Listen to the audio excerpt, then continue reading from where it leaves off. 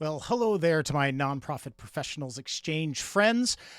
Saw a question from Amy Wood, and my best friend Sarah Meyer tagged me in this, and I'm going to answer her question that she has on this Facebook group. Amy Wood says, can we talk paddle raises, fund and need, etc.? We have a luncheon, no gala, with a silent auction with about 300 attendees. We are fearful about doing a paddle raise and thinking it wouldn't be beneficial as half of our guests are friends of those corporate sponsorships. We set out donation cards at the tables and raise about $20,000 with that, and personal checks mailed in. I suggest we do a paddle raise, looking for thoughts, success stories, conflicts, anything. Well, Amy, I'm very, very happy to answer this question for you. First off, I'll give you a little background on myself. I am a fundraising consultant, MC, and auctioneer, co-founder of the organization called Inspire Hearts Fundraising, where we are the only fundraising firm in the entire nation that focuses on paddle raise only events, very similar to the brunch that you're having. And over the 20 years of experience that I've had, we have developed lots of strategies and techniques on how to set your paddle raise up for success. Well, number one, you have enough people that are going to be there. With 300 people, maybe people are going to come as couples. So we would say that you have about 150 giving units, I guess you could say, or giving households. If you're going to have more people that are attend as singles, then your number is going to go up. And with that 150 giving units, you're going to see about a 55 to 65% participation rate. So if we break that down, that's about 80 people are going to participate in your paddle raise and your fund and need. And what we're seeing nationally is the average gift per paddle raise per attendee is about $419. So if we do some math, 80 people, $419. Your basic level of fundraising is going to be right around that $35,000, $40,000 mark. Now, there's ways that you can really enhance this. Number one, you need to have some great storytelling, and you need to get everyone focused on the mission that you're trying to fund, whether it's a program, whether it's all of your programs, whether it's a particular item, whichever it is, you're going to have this need. And on that day, we want to be able to fund this because everyone that's attending your event wants to feel as if they're a part of something bigger. And this is a great way for them to be a part of that. Well, number two, you also need to make sure that you're marketing the fact that you're going to be doing some fundraising at your event. Photos of people raising their paddles. Join us in our paddle raise, fund a need, cash call, fund the kids, fund the wish, whatever you're going to call it, and let people know that this is what you're going to have, because you have to set those expectations up front, because nobody likes to go to an event and it's surprise, we're doing a paddle raise. So you have to set those expectations. I always like to say, put the fab in your marketing. Fundraising, you're going to be fundraising. Activities, how are you going to be raising that money? Silent auction, fund and need, paddle raise, and then benefit. Who's this going to benefit? That's where you tie in your mission and you tie in your story. So within that, you have your program, you have your cocktail, what we're calling the connection hour, where your silent auction bidding is going to happen. Now, best practices are utilizing a technology bidding platform. I think someone down below, that was Dawn, had recommended putting this online. You can totally do that. Lots of tech services that are out there that can help you to do that. And now we're into the room. We're into the ballroom or into the main program. And you have to set up your structure of your timeline and your program to be as effective as possible. And we like to say, don't save your fundraising until the end. Fundraise first and then celebrate the generosity that has happened beyond that. So you have to set a very particular timeline. And in a brunch or breakfast setting, you're going to have a very small timeline, 35, maybe 45 minutes at max. You have to start off, welcome, why we're here, thank you for coming, this is our mission, this is our story, storytelling, fundraising. You have to have someone that's up there that is experienced and comfortable making that pitch, and then having your individuals raising their paddles at whichever levels that's meaningful for them.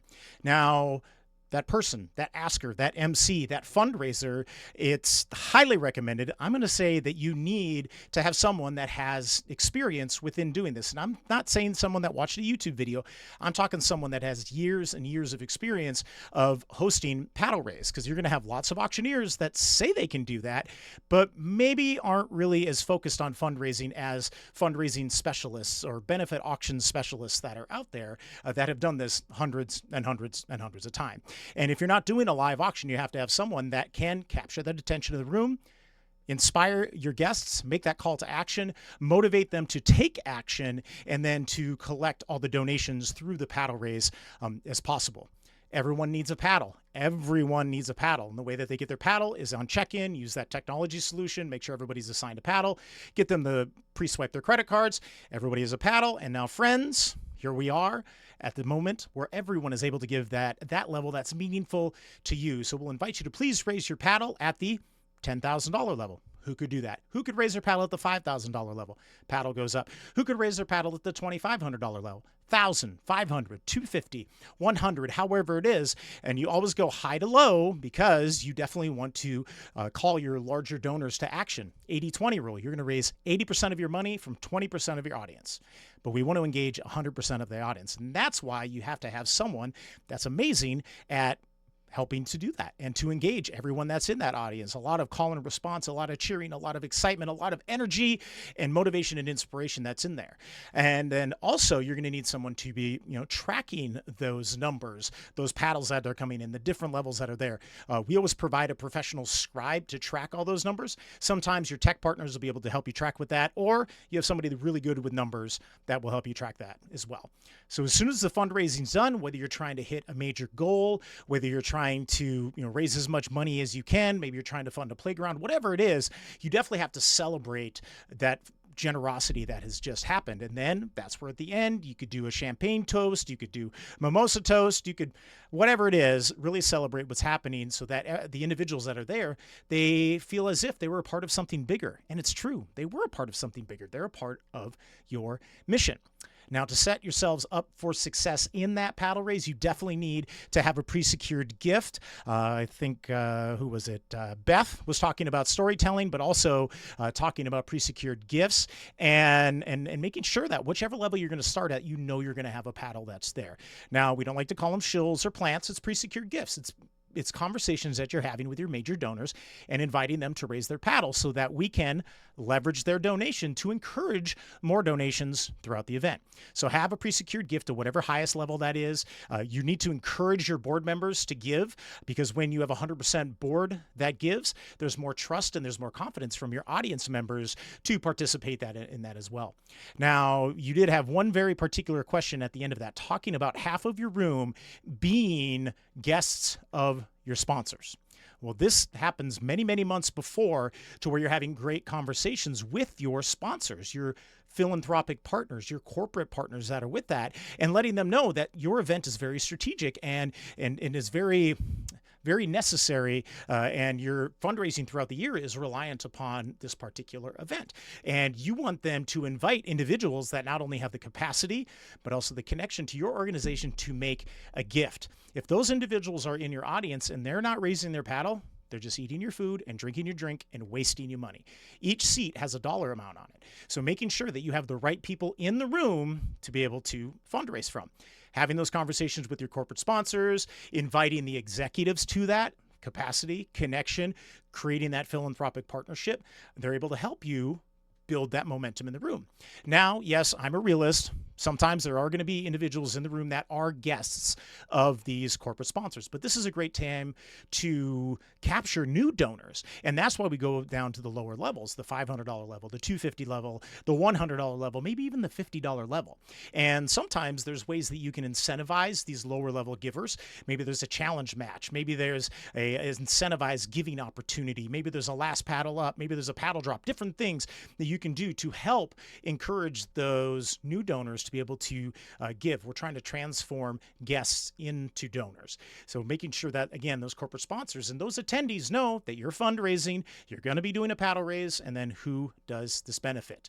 Now, one bonus tip here at the end of the event, as people are walking out, you need to identify and create what I call a surprise and delight moment. Now, this could be milk and cookies at the end of the event. People come out, wow, milk and cookies. Maybe there's a handwritten note under the chairs from, some of your participants. Maybe there's a handwritten note that is in valet as your guests are driving away. And they're seeing the impact that that gift is having on your organization, and they're seeing that immediately. And with that surprise and delight, they're going to feel the love. It's going to be, that seed's going to be planted in their heart and their mind forever. And they're going to think back, about your great event. And they're going to think about all the great things that you're doing and how they are a partner within that. And then get out there, celebrate the news with your board, celebrate the news with your entire community, celebrate that news with your corporate sponsors, and let them know by them bringing the right people, by their corporate relationship with you, their corporate funding with you, that you're able to make a bigger impact. And now what's happening is you're bringing your community closer and closer and closer together. And that right there is a fund a need, paddle raise, cash call, whatnot. We do host a podcast weekly. It's called Heart of the Gala. You can find it everywhere podcasts are. We're constantly sending out information to our newsletter list. If you want to find out more information, inspirehearts.com, or send me a private message, and I'm happy to converse with anybody about paddle raises, because that's what we specialize in. Again, the only fundraising firm in the nation focusing on fundraising only events, paddle raise only events. Let me see if I have a paddle here.